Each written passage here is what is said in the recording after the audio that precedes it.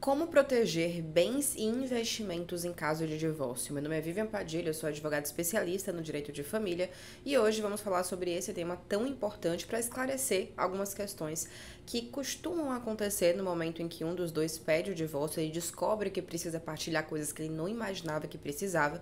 Então, no vídeo de hoje, nós vamos prevenir essa situação. A primeira coisa que eu preciso falar nesse vídeo é que as pessoas, hoje em dia, principalmente pelos comentários que eu recebo tanto aqui no YouTube quanto no Instagram, em diversos lugares, eu percebo que muitas pessoas já estão se casando pensando em ocultar patrimônio, seja através de criptomoedas, colocar bens no exterior. As pessoas tentam as mais diversas formas de ocultação, sendo que uma conversa honesta e sincera entre dois adultos pode ser muito mais prático, menos custoso e menos burocrático depois para você conseguir utilizar o seu próprio dinheiro no Brasil, além de ficar preso num processo, brigando por anos, tentando encontrar algo que você escondeu. Enfim, é uma situação que pode ser evitada se você souber exatamente o que fazer antes de se casar. Seja no momento em que você está vivendo uma união estável não regularizada, que é aquele momento em que vocês se juntam, moram juntos, vivem como se casados fossem, mas não tem nada no papel.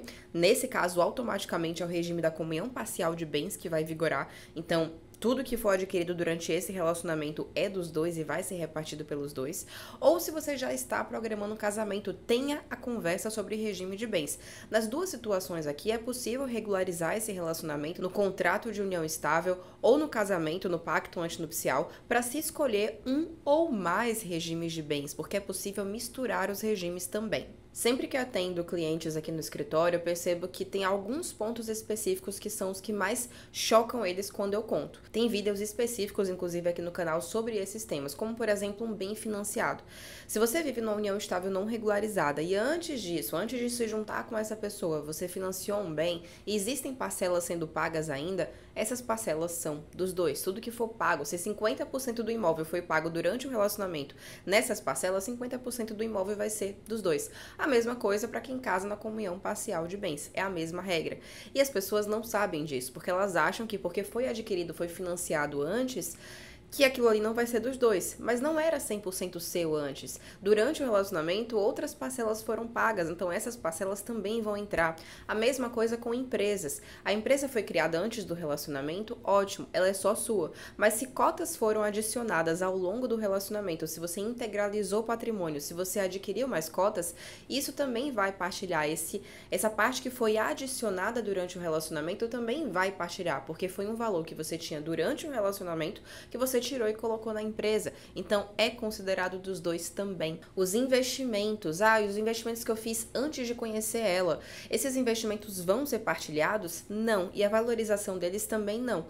No entanto, se você aporta mais durante o relacionamento, e é natural que todos os investidores queiram continuar aportando para crescer seu capital, esses aportes durante vão partilhar também. Existe uma forma disso não partilhar? Existe. Através da conversa e da escolha de um regime de bens. Esse regime de bens, inclusive, não precisa ser um.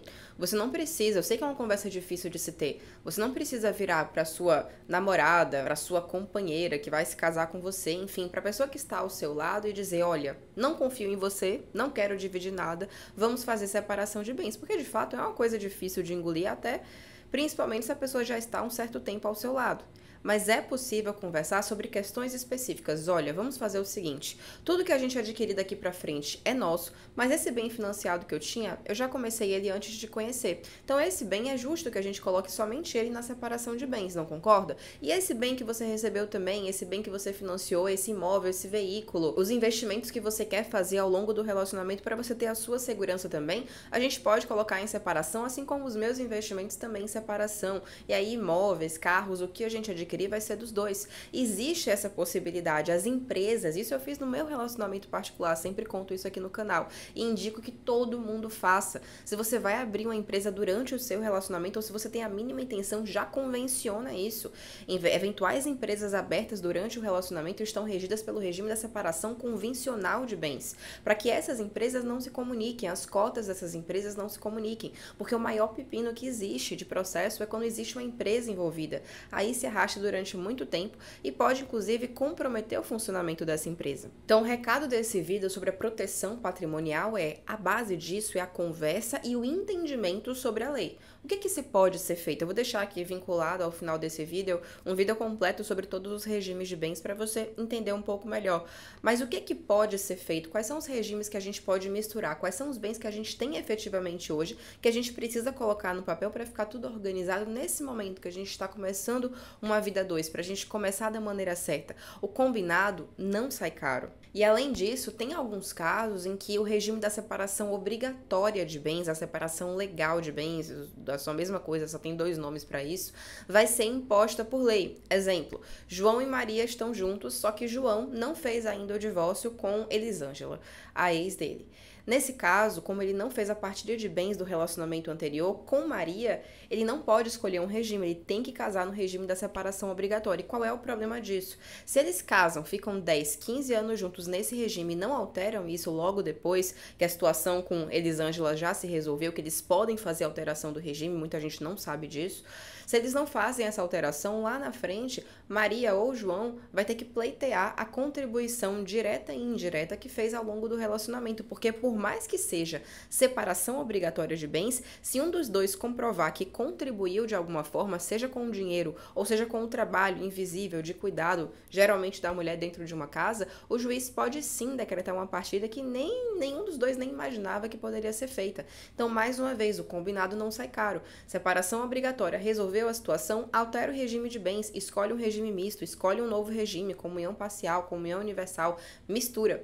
Faz o que fizer sentido para o casal, não deixa a lei simplesmente impor, porque é o pior dos cenários. E para quem já casou, chegou aqui nesse vídeo e sabe que hoje em dia a situação dos dois não faz mais sentido aquele regime que foi escolhido lá atrás, é possível alterar o regime de bens através de um processo judicial simples. Como é jurisdição voluntária, os dois têm que estar de acordo, é um processo que dura poucos meses normalmente, né? Não posso garantir em todos os estados do Brasil, mas em todos os estados que já atuamos, nunca passou de 8 meses a duração de um processo desses, porque é um processo que o juiz simplesmente precisa autorizar. Quando ele autoriza, nós fazemos um novo pacto no cartório e se altera o regime de bens. Espero que esse vídeo chegue em quem precisa ouvir isso, em quem precisa parar para conversar com seu parceiro ou com sua parceira sobre regime de bens para evitar problemas maiores lá na frente. Se você é essa pessoa, que bom que chegou até você. Se você está com alguma dúvida específica sobre o seu caso, que você não quer deixar aqui nos comentários, pode clicar no link aqui embaixo da descrição para falar conosco via WhatsApp.